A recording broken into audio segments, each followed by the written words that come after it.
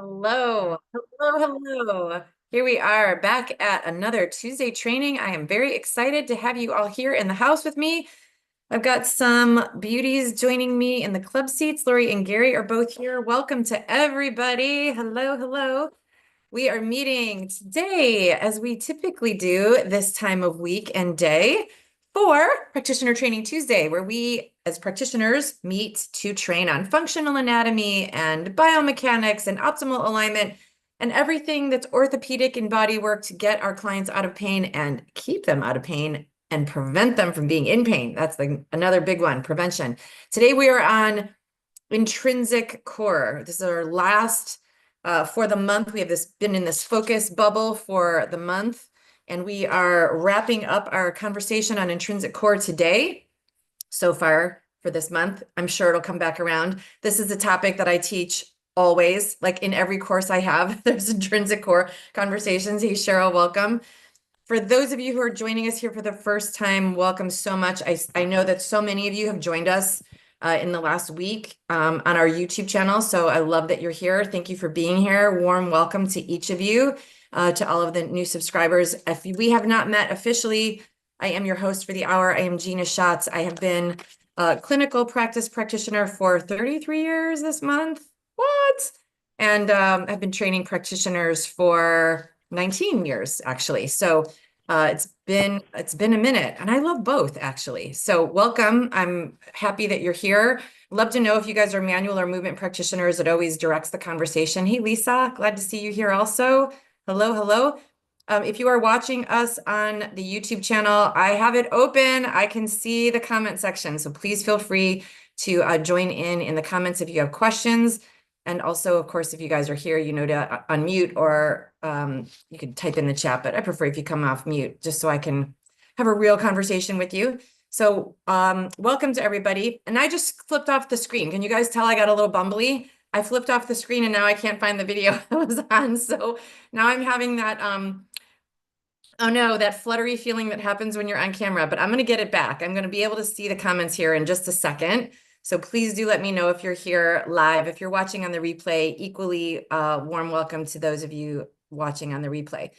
Today, Tuesday, April 29th, is our celebration day. We are celebrating all of you who are subscribers on our channel. I can't even believe I'm saying that. I never in my career anticipated wanting to be a YouTube channel person, but I am, and you all are here. So I think that's cause for celebration. I think everything's cause for celebration. So today, April 29th, we're having a specialty class just for those of you who are subscribed. It's our bonus training, if you will, for today. We're going to talk shop. Everybody who wants to be in that class, you get to sit here with me and ask real questions in real time. We're going to talk about common client case studies, chief complaints, from rotator cuff to sciatica to herniated disc to plantar fasciitis, all the common ones that we hear often. And I'm going to share with you in a very concise, short period of time, 90 minutes, how to look for the root cause of all of those. So what I find is that we tend to dart around on symptoms, and we get a little confused because sometimes the symptoms are not clear. And we also get nervous because we don't want anyone to be in pain. So all of that kind of comes up and we lose our efficiency. So I want us to just dive right into where do we go to get to the source, the root cause, if you will, so that I can help you make it quicker for you to create the results that I know you want to create as well. I have had some questions about this class. It's free. It's not one of those webinars where I'm going to talk for 20 minutes about another product and try to upsell you. Honestly, guys, I feel so bad for all of us. We've been hounded by the internet and false claims for so long that we don't trust anything anymore, which is, it's heartbreaking, right? But I believe that you guys do trust me or you wouldn't be here, especially for those of you who've been here forever. Hello, my beauties. And also for those of you who just joined, you might be hopeful that I'm not going to sidestep you. I promise you, we're not going to do that tonight. I'm just going to train for 90 minutes. That's it. Just an extra celebratory. You guys are hungry for it. I'm hungry to train. This is a win-win. So that's what we're going to do. And you do get to sign up with the Zoom link if you want to be here on camera with me. That's how I get you the link, guys. So it's nothing shady going on. If you don't want to sit here with me and ask questions in real time, that's okay. You could just watch it on YouTube. We'll have a replay up for you later on to do that. But I like training in community. I think you guys like training in community. That's what this class is about today. So that's our celebration class for all of our YouTube subscribers. That's it. You just here on YouTube with me and let's party. Let's party and talk shop. Isn't that crazy? Once you're an anatomy geek, the idea of party has a little bit of a different flavor. You're like, talk anatomy to me. That sounds very fun. Yeah, so that's what we're going to do tonight. Tuesday, April 29th. If you're listening on the replay, that's when it's happening. Today, though, while we're here in this hour segment, we are going to talk the do's and don'ts of intrinsic core. And when I say do's and don'ts, it's, it's a little bit attention grabby, but there's no furrowed brow, finger wagging. It's just to highlight what's the most efficient way to navigate the intrinsic core and what are the ways that we think we're addressing the intrinsic core, but really we're missing it. So then don't do that because I want you to get to what you're getting to. So that's the do's and don'ts, okay? There isn't, I can't think of right now off the top of my head, a way that you can hurt someone working intrinsic core unless you're stockpiling them with things to do. And then it's usually the other thing that you're having them do that would create the harm. So I know we're all here to prevent injury and not, cause further harm. So I just want to clarify that if the title seems shocking today, we're not in a nervous place. However, we can actually miss whether we're engaging intrinsically or providing value intrinsically, and that gets missed a lot. And I don't want that to happen. So if I was going to use a word don't, it would be on that. So we're going to talk do's and don'ts of intrinsic core. And we're going to spend our time today talking about that. Please do ask your questions if you have them along the way, given that we're going to switch topics next week because it's a new month. And while we're here, and I'll tell you what that is as we get to the end of the hour today. And while we're here today on intrinsic core, please know that if this really lights you up, this is the month to go grab that. The entire course is available inside the club. It's part of your membership. You don't pay extra for it. And if you're watching this on the replay sometime in the future, you can grab the course on your own. It's available on the website. But if you want it now, this is the best value. Just go grab it because it's already included there. And you can join us in the club for a week and not pay anything. So please do know those details for your best next steps. All right, intrinsic core. We talked so far this month on what is the core, what is the intrinsic core, what are intrinsic muscles versus what are phasic muscles. And we've established a running clarity definition index, if you will, on all of the above. I'm going to give it to us really quickly right here. If you're hearing this for the first time and it makes sense, but you don't know it yet, go back to watching the previous week's Tuesday trainings right here on the YouTube channel so that you can remind and refresh on what the running definitions are. Why does that matter? Because if you're not clear what you're talking about, how can you get clarity on what you're talking about? So sometimes it seems obvious and a little like maybe you're wasting time, Gina. I'm not running the clock. If you just know what you're talking about, then you can keep in the conversation. So I want you to be in the conversation. Go back and watch replays if they're helpful for you. So I'm going to give it to us in a bullet train speed. Intrinsic core and core are not the same. The core can be anything that you want to reference around the axial skeleton or also around the region between the ribs and pelvis. Okay, and we know that in gym classes, workouts, and you've probably pointed to your own and said, this is my core.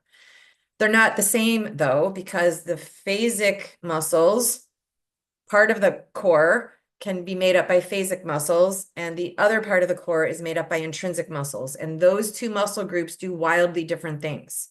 So you need to know intrinsic muscles versus phasic muscles, and whether you're talking about the core that's doing phasic work or the intrinsic core that's doing intrinsic work. And they're different because those muscles do different things. So are they in region. Okay.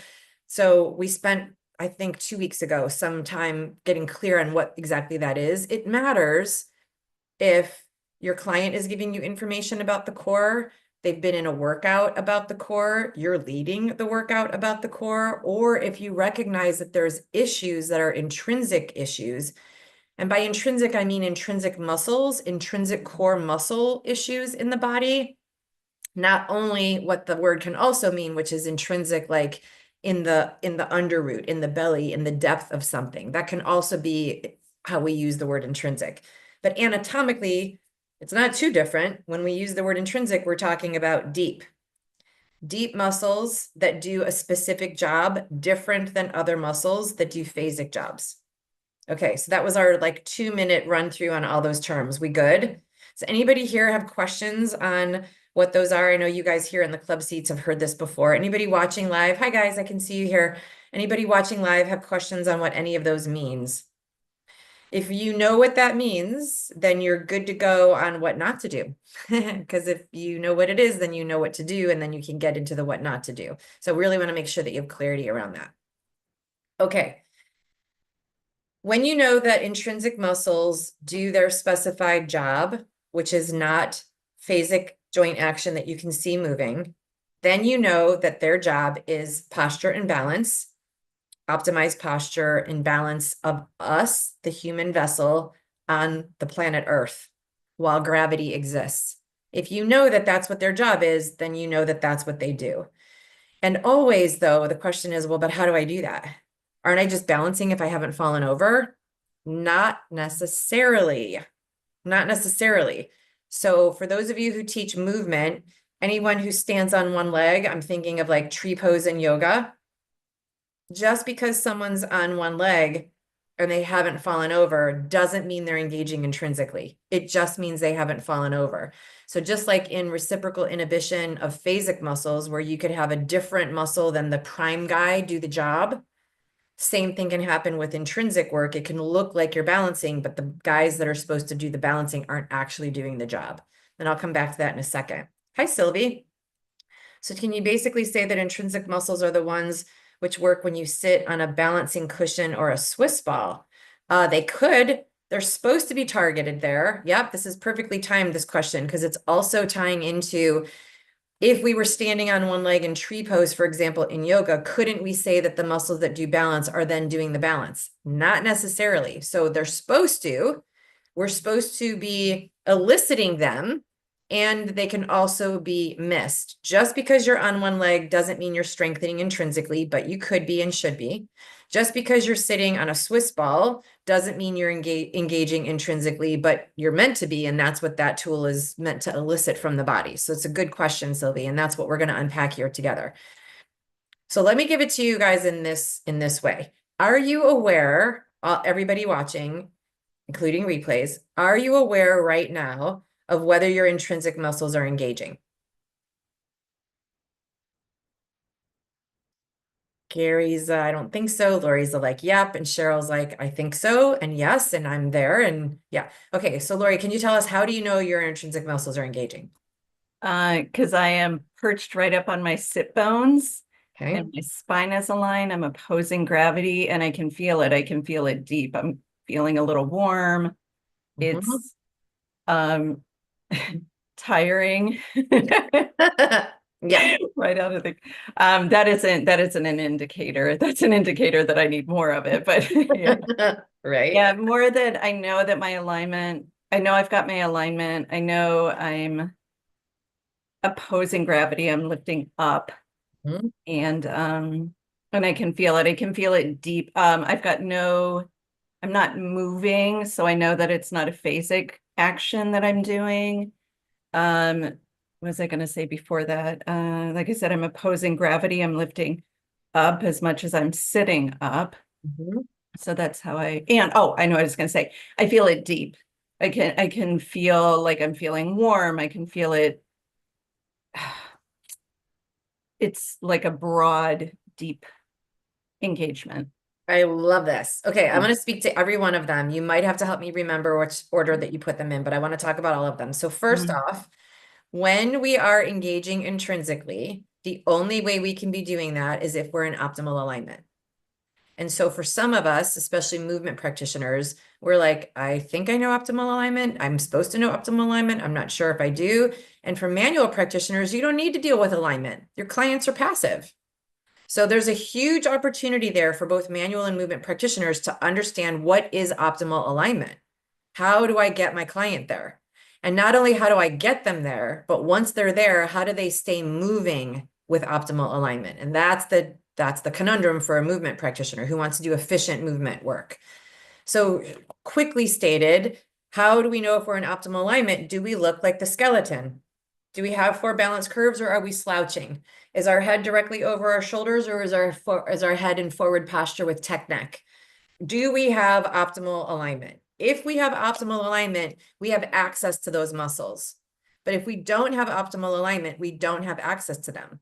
So if I'm going to do something like tree pose, one-legged standing in a hatha yoga class, I could be leaning and having my shoulders in a different height. And that doesn't mean I'm engaging the intrinsic muscles. It just means I'm braced on one leg. So same thing with your question, Sylvie, on a Swiss ball. If you're sitting on a Swiss ball and your spine looks like this, then yes, you will be targeting intrinsic muscles more efficiently. But I've been on a Swiss ball and distorted my posture to see if it could happen. Being on a Swiss ball doesn't guarantee the posture. That's the conundrum.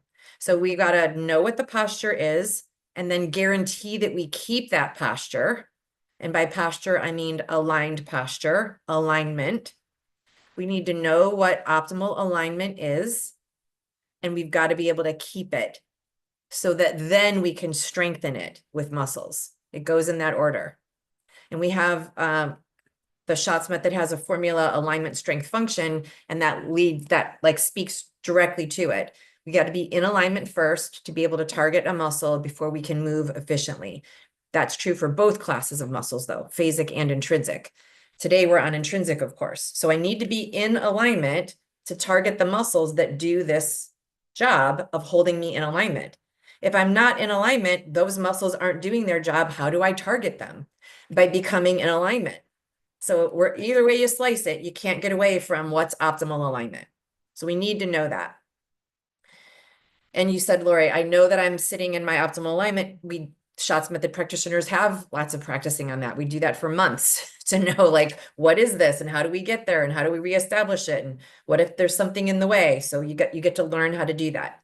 Great. Once you know how to do that, then you can target the muscles. And we do feel like we are lifting away from gravity. We feel like there is an opposition to gravity. It does feel like effort. The same way that lifting weights to do bicep curls feels like effort after the fifth one. Depending on how heavy the weights are, it could be the third one. So you do feel a muscle effort happening, but it's a different quality of feeling than a phasic muscle. So if I'm doing a bicep curl over and over and over again, in the third, fifth, or 10th, or 15th, depending on how strong I am and the heaviness of my weights, I'm going to start feeling the muscle burn, the contraction, the action, the spindles, and all the chemical gorgeousness that's going on in here.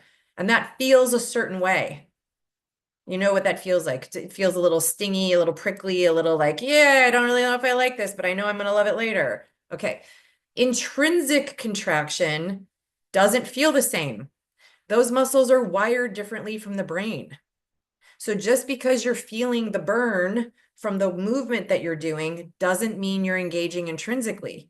First of all, those muscles don't do this. So that how do you know if they're doing anything? If they're not doing movement, how do you know if they're doing something?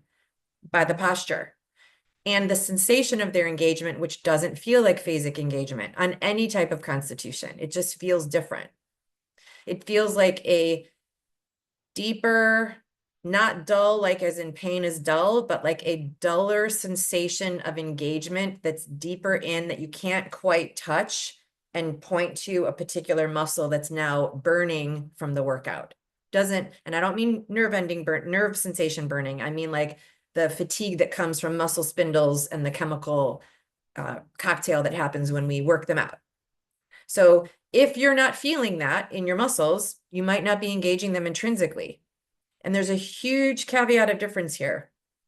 As soon as you engage intrinsically, you'll feel that engagement and that opposition, which is not the same to say as after I've been sitting for a while, yeah, I feel dull ache right deep in there. Yeah, I must have been using my posture muscles.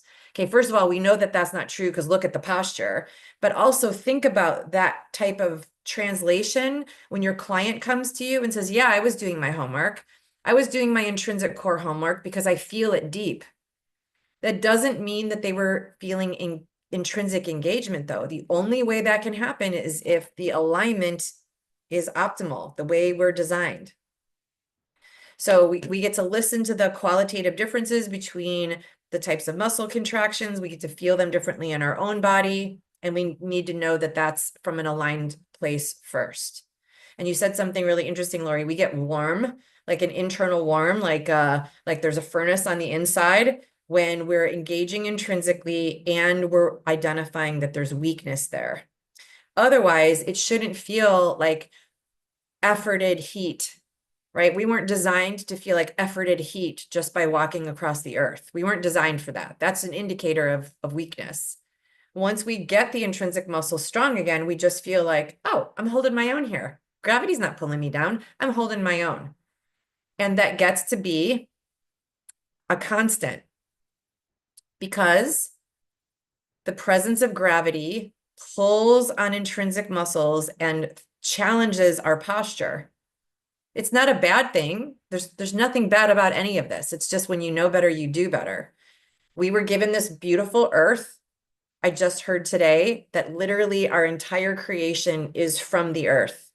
We have our minerals and our water and our sunlight and our vitamins from the earth. We became material from the earth. Ain't nothing wrong with her, including the pull of gravity. Nothing wrong with her. I'm material because of her. And in my material design, I was given muscles that are meant to be in relationship to that gravity. I was given gravity so I could be here on the earth and ground and feel the earth and get the sun shining on my face in the summertime and not float off into the ether and explode into a star. I mean, I think we already were stars at one point, but that's a different topic, or we will be. I don't know for sure. We are stardust. I believe all that because of our mineral makeup. But for now, we're very material. We're very material here on the earth. The earth has gravity so that I can be here on the earth. There's nothing bad about that, but I'm responsible while I'm here because that's also part of our makeup. And I was responsible to know about these muscles as a practitioner and to use them as a body owner. So our clients get to be responsible too. But how do they know if we don't tell them? The same way they don't know a lot of things about their anatomy unless we tell them. So there's nothing wrong with gravity. And I have said this in the past, that gravity is the nemesis of intrinsic muscles. And I mean that for effect. Like you got to know that if you're not present to the fact that gravity is here all the freaking time, challenging your optimal posture and inviting you to engage intrinsically. If you're not aware of that as a practitioner, you're missing the boat. But I didn't mean to set that up as like, you're fighting with earth, your whole existence is a fight and you're going to lose. Like that wasn't the intention. It was just to capture your like, oh yeah, pay attention here, pay attention here.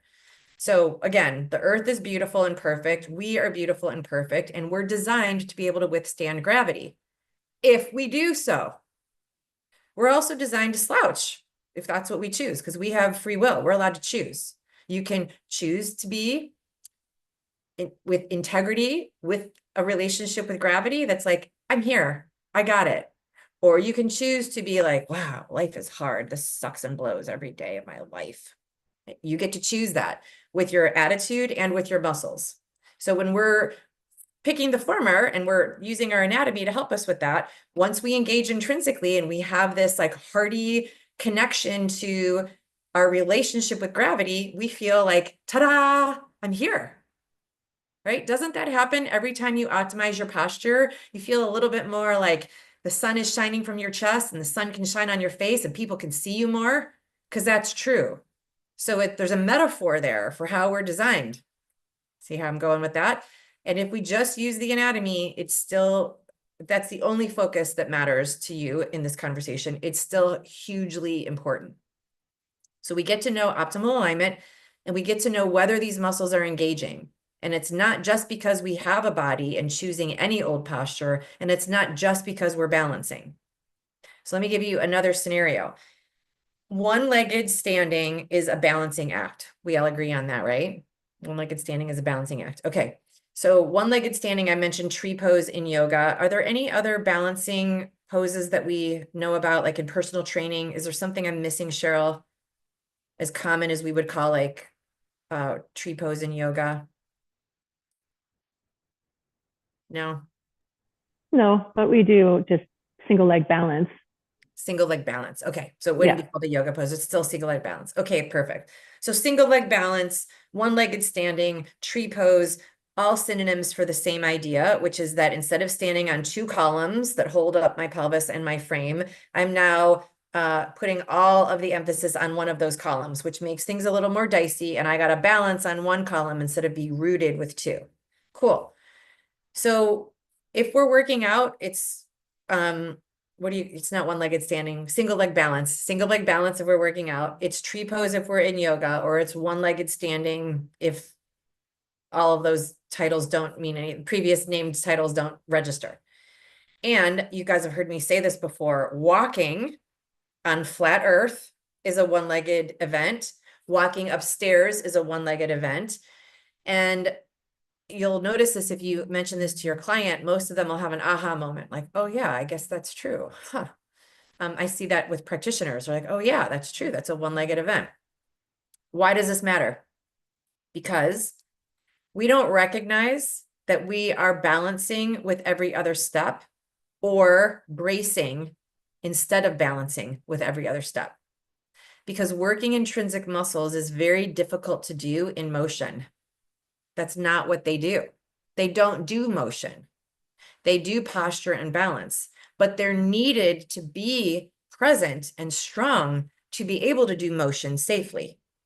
And that shows up immediately in our pattern of gait, because gait is a one-legged exercise, a one-legged experience in the body, and one-legged means balance, which means it's intrinsic engagement.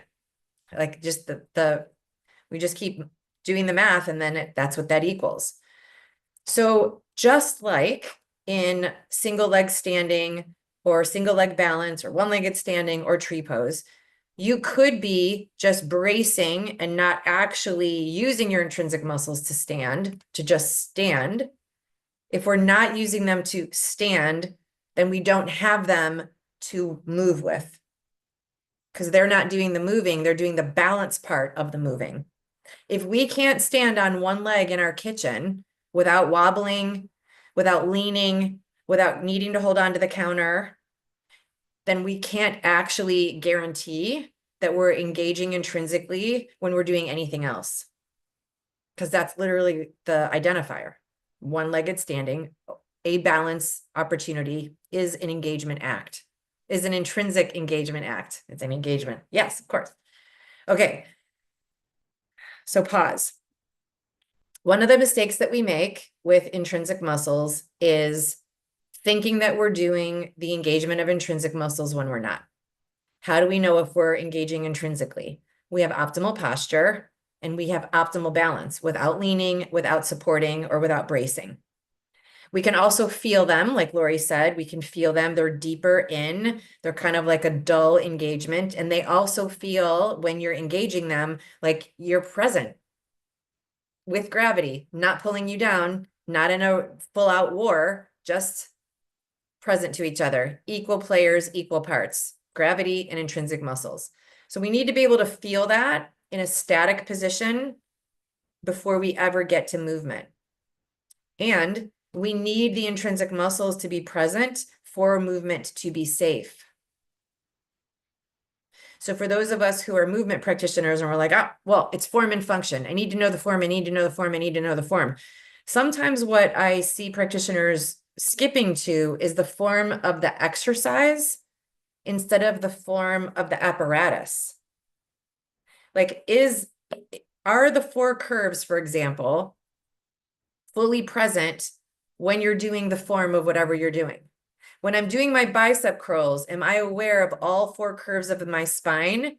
And do I have enough engagement that I could be doing those bicep curls on one leg without leaning? Because if I can't fully guarantee that I can do a phasic activity somewhere else in my body where I could see joints moving and muscles powering up, if I can't guarantee that I can do that one-legged, then I can't guarantee that I have enough intrinsic strength. And that shows up in walking. Can I move my arms and my legs to get me across the floor and up the stairs with my intrinsic muscles? Well, we would only know that if you could stand one-legged and not lean, Because standing, if you were to break down gait, and we've done gait master classes here, if you can break down gait, there's a snapshot, a Kodak moment in that activity where you literally are one-legged for quite a while, actually. There's a few joint actions happening on the other leg while you're standing on just one leg. Several, actually. If you break down gait, you'll see it. So my body requires that I have intrinsic strength, the ability to stand one-legged. Excuse me, this must be important. I want to get it out. I want you guys to hear it. My body mechanics require that I have enough intrinsic engagement to be able to stand one-legged without leaning, wavering, bracing, or falling, and be able to move the other hip at the same time. Plus, if you watch gait in a slow-mo, you'll see that we don't walk in geometric forms. We walk in organic forms. So if you see it, the torso's got a little bit of a rotation to it. The arms swing forward and back across to the midline and back again at the side. It's subtle, but it's there. If you watch it on slow-mo, you'll see it. So if I know that walking is a natural pattern, it's one of the first patterns that we ever learn. Like we learn how to walk before we learn how to hold a fork. We learn how to walk before we learn how to brush our teeth. Like we learn how to stand and then we learn how to walk. So we know that that's natural in our development, the way our body is designed. So if I learn how to stand first and then walk, there's a clue. If I'm standing, I'm not moving, I'm just standing. Optimal alignment, 2 columns. And then I learn to walk, which tells me that's more complex. It is, because there's phasic joint actions happening. And also the one-legged part, the balance comes in now too. And if you watch little people learn how to stand, the thing they're missing the most is the balance. That's why they're holding on to couch cushions and backs of knees and things. And it's adorable. And we know that they don't have balance and we don't expect them to have balance because it comes later. First you stand, then you intrinsically engage. Then you walk with phasic muscles with intrinsic engagement to balance to be able to do said walking. It's right there in the formula. You just watch it happen in our development. It's so important. So by the time we get to be adults and we can't do single-legged standing or tree pose, it's not cute anymore. It's actually dangerous because we are engaged in a one-legged activity every moment of the day that we're moving across the planet. Even for those of us who now sit more than we used to, we still need a one-legged balance. And if you have stairs in your house, same thing. Or if your clients have stairs in their house. I don't know if I said it here or if I said it to a client last week, but I said it twice last week. So forgive me if it's repetitive. Mark it down if you haven't written it down yet, because it's worth to repeating. There was a movement in, I think it was the late 80s, where all houses in the United States anyway moved to ranch style houses, where there were no basements to go down and there were no attic crawl spaces to crawl up to. And there was a big marketing push at that time that, you know, you wanted to get rid of your big house and get your ranch set you up for retirement so that you could move around safely and not have to have assisted living. So even the media had a marketing skit for this exact need right here, that you need to be able to know how to balance on one leg to get up and down a flight of stairs in your own home and be safe about it. The solution, though, isn't to remove the chances of strengthening. The solution is for us to do better work and get the strengthening to happen. It's not to remove stairs out of people's homes. In fact, it's quite the opposite. Can they still walk up a flight of stairs and not need the handrail? Now, I think handrails are important for a million reasons. I just had to tumble down the stairs myself a few months ago, and I don't hold on to the railing. But the need to hold on to the railing, like have you ever had a client who like was literally holding the railing with both hands to try to get up the stairs? And we know that that's like a warning sign, like, wow, this is a problem here. But needing with one hand is just as much of an indicator. It's just more subtle. And you might be one of these people, or you might know one of these people who walks up the stairs and like pulls on the railing so hard. Have you ever had a stair railing in your own home or been to someone else's home and you've seen it's like loose from the wall because it's just been pulled on so much that's an indicator that they're not utilizing their intrinsic strength to hold them up to get up the stairs.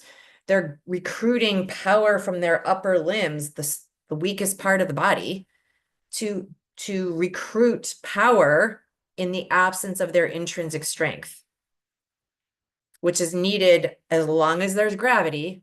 Intrinsic strength is needed. And I plan to be here for a long time, and I hope gravity does too, because I don't want to float around. I like my feet in the grass, right? And so do your clients. So what not to do is to ignore those signs.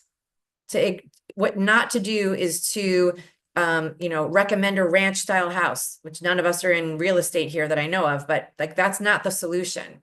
The solution is to standardize one-leggedness, but balanced, efficient one-leggedness, not just leaning, right? One of the poses that I get sad about the most in a yoga space is tree pose, because it doesn't look like intrinsic muscles are being engaged. There's all kinds of contorting that happens.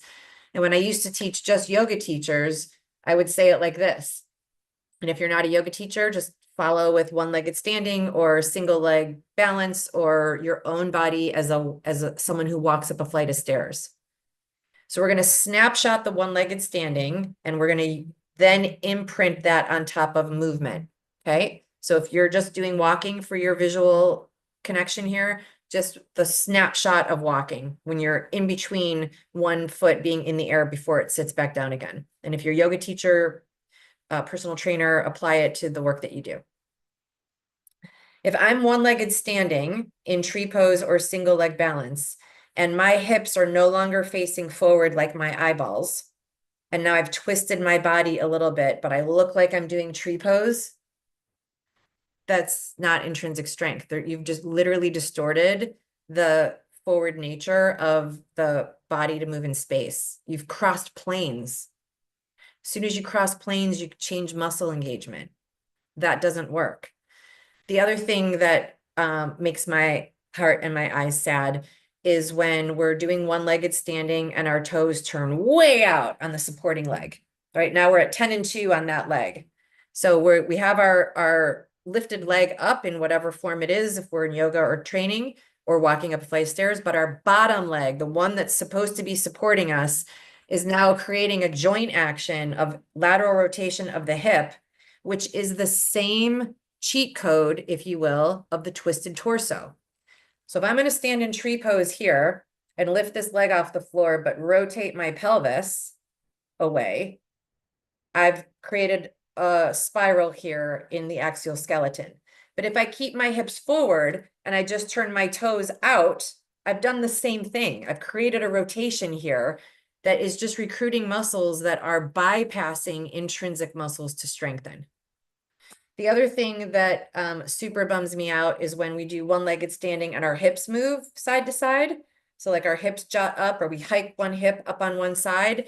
We're not engaging intrinsically when we do that. Literally, if you see joint action being created, you're engaging phasically. One-legged standing isn't phasic. One-legged standing is intrinsic. So there shouldn't be any rotations or hip hiking or recruiting, like on something that I'm holding onto, a wall, a strap, a arm rail on a flight of stairs. There shouldn't be any recruiting from any other phasic muscles to do that job. So if I'm doing any of that while I'm standing alone in my kitchen or on a yoga mat, then I'm doing it at some level when I'm walking, probably worse actually. Because once I'm walking, now my brain has to fire differently to get more synapses to create patterns simultaneously, which means only the established patterns are the ones I can call on. So once you get to movement, whatever you saw in your stationary one-legged standing is now exaggerated. And that's a problem. So what we don't want to do as practitioners is ignore the signs on one-legged standing and skip over them or offer modifications. There is no modifying the force of gravity. And intrinsic engagement is a healthy relationship with the force of gravity. There's no modifying that. There's cheating, and you could think of that as a modification, but all that's happening is we're creating permission slips for weakness so that later in life, that same client actually can't go up the flight of stairs anymore. They can barely walk across their ranch home too. So we don't want to do that. We don't want to miss it today for later. The other thing we don't want to do, don't. I'm not afraid of 4-letter words, but this one is really one that I use with purpose. We want to be sure when you are targeting intrinsic muscles that you are not moving too big or too fast. So it's, I'm really speaking to movement practitioners here. We might think that we've got them balancing on one leg while they're doing a row machine with their left arm and standing on this leg and cross-training their body in this way. And I'm appealing to you that that's not how it's worked. They're not even wired the same way. So once you add in phasic action and joint actions of different movements in the body, you have now left the intrinsic muscles behind. And the reason I say that is the only way to do them at the same time is to have an established pattern of intrinsic strength. Your brain can't focus on 2 places at once. We know that multitasking doesn't really exist. All you can do, the best you can do, is flip between the 2 really quickly. That's the way multitasking is. It's just rapid fire, but it doesn't actually happen that you're focused in 2 places at the same time. So if I don't have an established intrinsic pattern, by the time I flash back to it, I flash back to something that needs to be fixed, but I'm not there long enough to fix it because I've moved back to the other thing. So when you're doing phasic and intrinsic at the same time, you can really distort things. You don't want to do that. So don't move too far, too fast, or too big and think that you're engaging intrinsically. That's a slippery slope there. And the last one is be thoughtful that you don't believe that you're training intrinsically when you're not, when there's movement happening. You could be, and I've said both are needed. You need to have intrinsic strength to be able to move efficiently. You need to be able to stand on one leg to be able to walk. I believe that. I'm not changing my mind here, but I'm not training the intrinsic muscles to be stronger just because I'm moving. They're not wired the same. They don't do the same thing. And movement doesn't mean aligned movement. Doesn't mean this. I see people all the time, and you do too, who are working out at a gym and their alignment on their workout machine is like, wow, what the heck? That looks dangerous. Your instincts are telling you that because this alignment's being distorted. And then you're adding external weight to that. And that's true for Pilates as well. Just because there's not weights, there's still springs. Same thing goes for yoga when you're bearing your own weight. You're bearing your own weight when you're walking up a flight of stairs, guys. Like I'm not pointing at just the movement practitioners in the space. I'm talking to all of us. If your client isn't a client who works out and you're a manual practitioner, they're still walking to your office from the vehicle that delivered them to you. Even if it's not their car, it's still happening. So this is just so big. This actually has become, it hasn't become, from the very beginning, it's been literally 1/3 of the Schatz method. 1/3 of the work that we do is this, because it's just so pervasive and important. So I'm happy to share it here in Tuesday training, of course, for all of us to gather some insights. And I can't stress enough how much you really need to know about it. Do you guys have any questions while we're here? Any questions? I feel like I've been shot out of a cannon talking at you today. Yeah. Any questions come up? Any points of clarity? Yeah, it's not a question. It's just a comment. And I was in a teaching yoga, I think it was last week, and one of my yoga peeps, we were working on something. She's like, I got 10 ways where I could not engage that muscle to make the movement happen. And it's such a reminder, and it cracked me up as well. And Yeah. Yeah. Yeah, exactly. And bringing back to one-legged standing. Yeah, of course we could do it, but and miss all the benefits. Yep, totally. Gary, you saw you typed something in the chat. Do you want to ask your question out loud? Gary? Yes. What I put in the chat was, when using the balls for 4 curve balancing, are we engaging intrinsic? It doesn't seem that laying down is balancing against gravity. So therefore, we've got some movement in the four curves. So what's going on when we're using the balls intrinsically, if anything? Yeah, such a good question. And you answered it for yourself too, and I'll highlight that. So Gary's question is about the therapy balls that we use in several of my courses. Intrinsic Core, we use it in Sacred Sacrum, and the Schatz method community uses them like feverishly. So if you're using something that you're laying down on to support posture, you said it, Gary, you're not opposing gravity in that moment. So unless you're opposing gravity, you're not engaging intrinsically. So laying Got down it. is not an intrinsic action. Standing up is, provided you're in optimal alignment when you're doing it. So it's a great question. Sylvie says, about alignment, how do you know if the spine is in good alignment? For example, how much of a lumbar curve is aligned and not in hyper or hypolordosis? Some people have naturally more curves in their low back, like African women, and some have almost that little heart, that big, gorgeous heart that's in my comment section. It's black, always blocks one word. So I can't quite tell what that last word was, Sylvie, but it's a great question. So generally speaking, and largely speaking, we are designed with four balanced curves. Okay, so skeletons look like this, and they don't come with ethnicities or genders or anything like that, because we're all more alike than we are different, generally speaking. So first off, how do you know, what was the first part of your question? If it's in good alignment without hyper or hypolordosis. The four curves balance each other. I refer to them as four balanced curves because they are. So they need to all have equal convex and concave and convex and concave shapes to them. And if that's happening with the client that you're working with, then there's a great chance that they're in alignment. But what happens when we see clients, by the time they're uncomfortable, something's gone wrong, something's gone awry. Because if we have four balanced curves and we move the way we're designed, we wouldn't have clients. They'd all be perfectly strong, they'd all be perfectly agile, and they'd all be out of pain. We wouldn't have them as clients. Okay, so by the time we see people, it's because they need help with some of that. And when they need help with some of that, something's gone a little off. So when something goes off, it's a whole new ball game. I like to refer to that as curtain number 3. So what we're doing here on Tuesday trainings is we're learning curtain number 1. How is it designed? Largely speaking, four balanced curves are equal across genders and global lines, okay?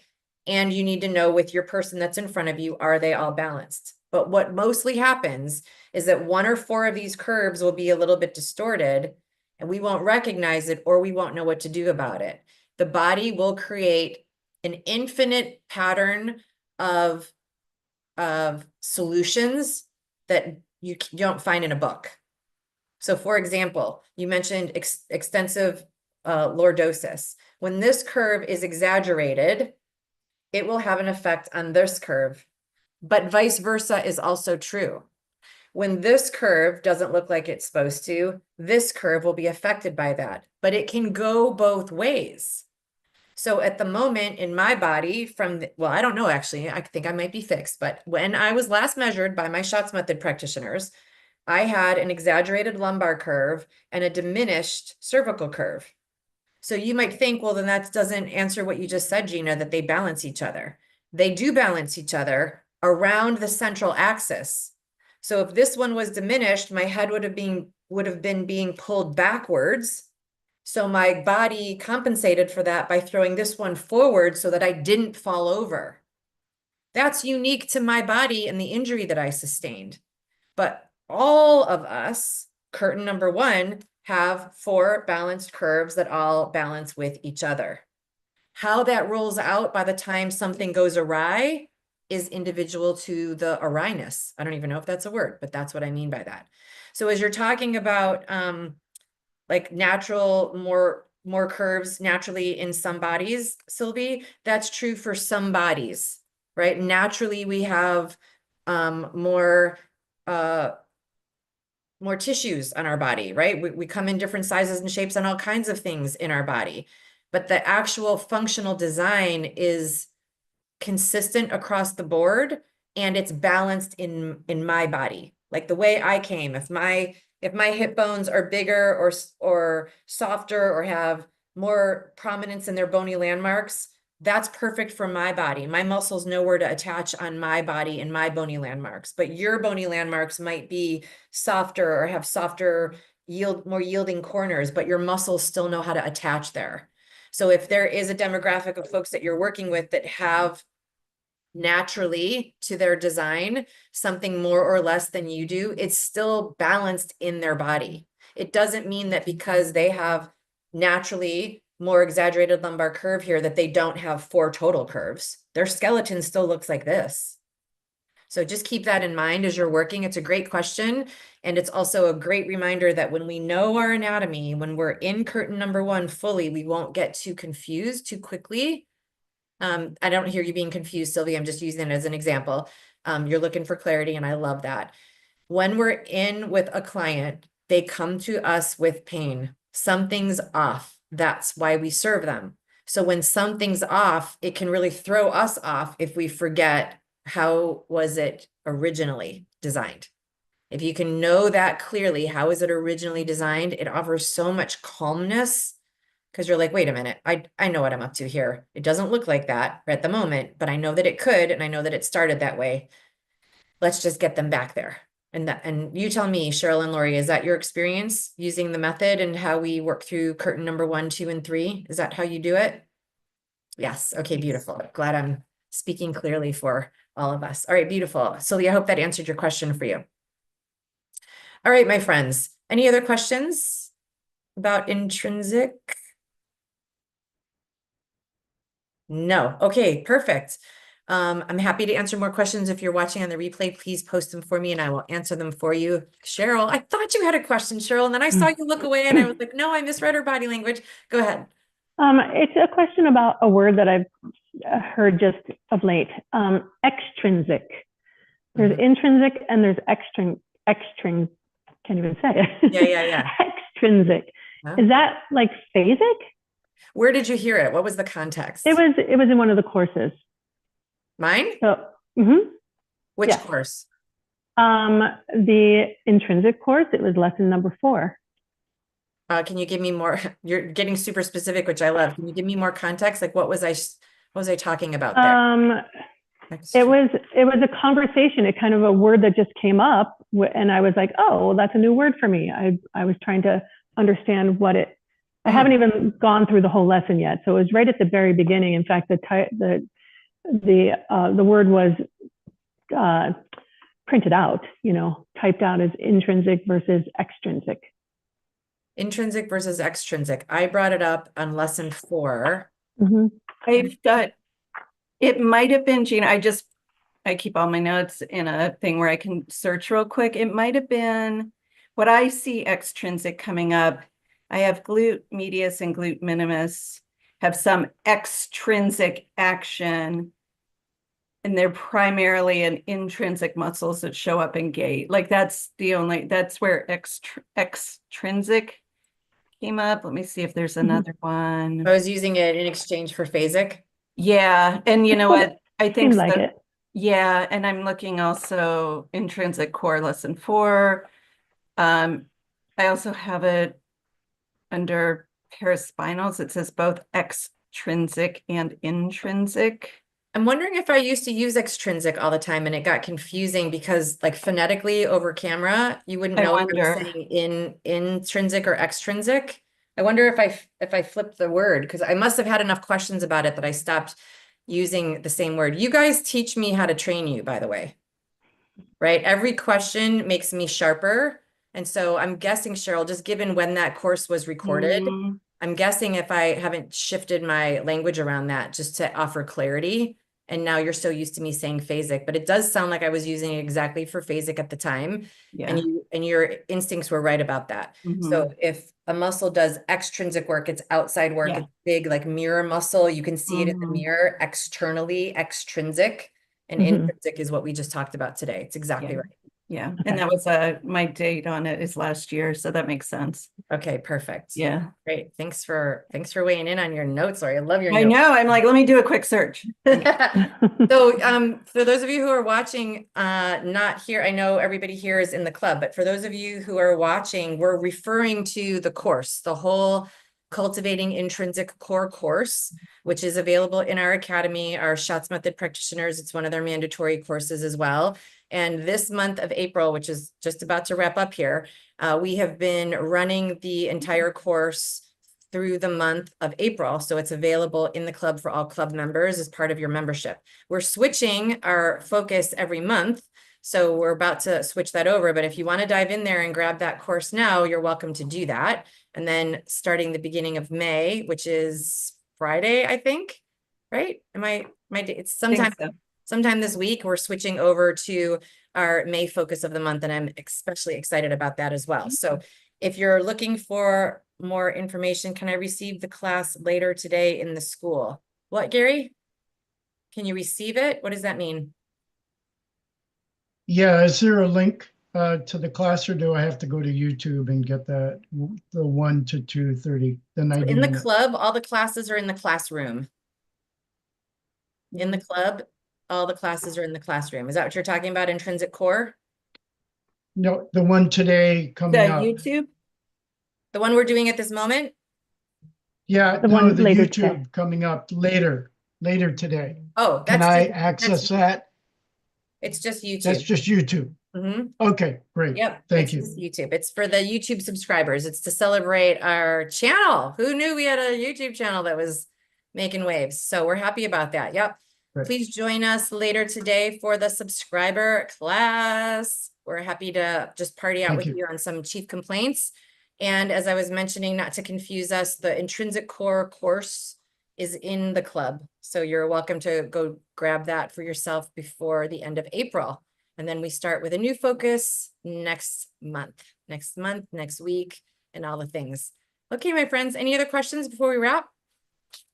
Super fun playing with you today, talking shop. You know, I dig it.